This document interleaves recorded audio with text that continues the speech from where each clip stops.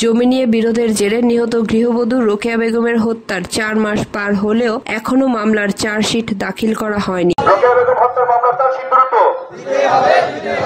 আদালতের রায়ে আব্দুর রহমানের প্রাপ্ত জমি ফিরিয়ে দিতে হবে। তথ্য ও ভিডিও চিত্র নিয়ে প্রতিবেদন করেন হাসান মামুন। পিরোজপুরের কাউখালী উপজেলার শিয়ালকাঠি ইউনিয়নের জোলাগাতি গ্রামে জমি নিয়ে বিরোধের জেরে নিহত গৃহবধূ রোকেয়া বেগমের হত্যার 4 মাস পার হলেও এখনো মামলার চার্জশিট দাখিল করা হয়নি। আমার শ্বশুরের সাথে পার্শ্ববর্তী হাবিবুর রহমানের সাথে এবং তার ছেলেদের সাথে একটি জমি জমা নিয়ে দীর্ঘদিন একটি ঝামেলা ছিল।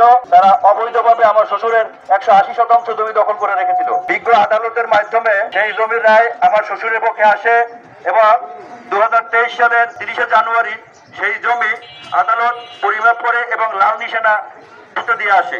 সেখানে সাংবাদিকরা উপস্থিত ছিলেন।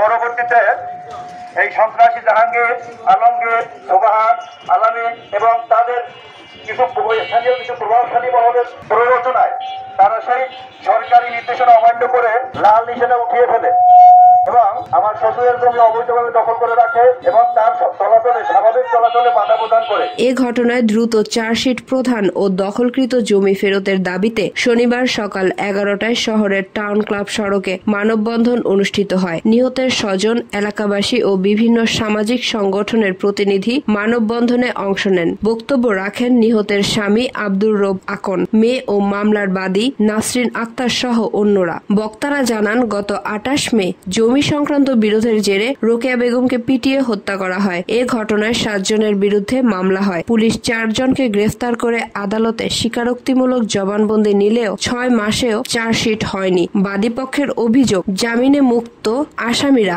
এখন তাদের হুমকি দিচ্ছে। তারা দ্রুত চার্জশিট, আসামিদের দৃষ্টান্তমূলক শাস্তি এবং আদালতের রায় অনুযায়ী দখলকৃত জমি ফেরতের দাবি জানান। আইনজ্ঞরা বলেন, হত্যা মামলায় তদন্তে বিলম্ব বিচার প্রক্রিয়াকে ব্যাহত করে এবং ভুক্তভোগীর ন্যায় বিচার প্রাপ্তিতে বাধা সৃষ্টি করে। Maliya Ahmed Payel, news Republic Bangla, Pirojpur, Barishal.